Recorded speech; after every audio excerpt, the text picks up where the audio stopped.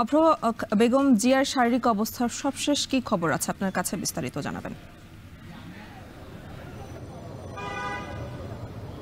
এনেই মূলত হচ্ছে এভার কেয়ার হাসপাতালে বেগম খালেদা যেই চিকিৎসা নিচ্ছেন সেটির ব্যাপারে কিছুক্ষণ আগে বলতে বিকেলবেলা আমাদের কিন্তু ডক্টর জাহিদ তিনি আমাদের জানিয়েছেন আগের মতোই আছে, তার অবস্থা অপরিবর্তিত। তবে তার পাশাপাশি কবে নাগাদ বা কখন হচ্ছে তাকে বিদেশে নিয়ে যাওয়া হবে, লন্ডনে নিয়ে যাওয়া হবে, সেটির ব্যাপারে কিন্তু এখনো পর্যন্ত আমাদেরকে সঠিক কোনো তথ্য দিতে পারেনি। তবে তিনি জানিয়েছেন যখন তার শরীর বিমান ভ্রমণ উপযোগী হবে তখনই কিন্তু তাকে নিয়ে যাওয়া হবে লন্ডনে, এবং যে এয়ার অ্যাম্বুলেন্সটি আছে সেটি কিন্তু প্রস্তুত থাকবে এমনটাও কিন্তু তিনি জানিয়েছেন।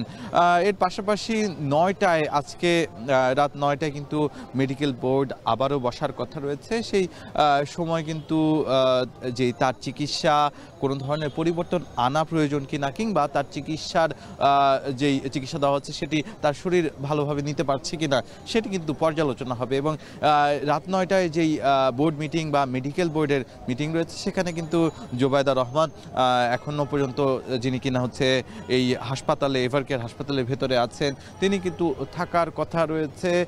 তিনি এসেছিলেন 3টা নাগাদ, সেই 3টার পর থেকে কিন্তু তিনি টানা চিকিৎসা নিয়ে কিন্তু কথা বলছেন এবং বেগম খালেদা জিয়ার পাশে আছেন এমনটাই কিন্তু আমরা জানতে পেরেছি।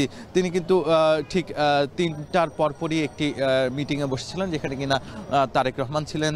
সেই মিটিংয়ে কিন্তু বলাই চলে যে যে সিদ্ধান্তগুলো হয়েছে সেই সিদ্ধান্তগুলোই আমাদেরকে জানিয়েছিলেন ডক্টর জাহিদ। সেই সময় কিন্তু বলা হয়েছে যে কোনো সময় যদি মেডিকেল বোর্ড সিদ্ধান্ত নেয় যে তার শরীর আসলে উপযোগী বিমান ভ্রমণের জন্য, তাহলে কিন্তু তাকে নিয়ে যাওয়া হবে লন্ডনে। এই ছিল আমার কাছে এভার কেয়ার থেকে সর্বশেষ।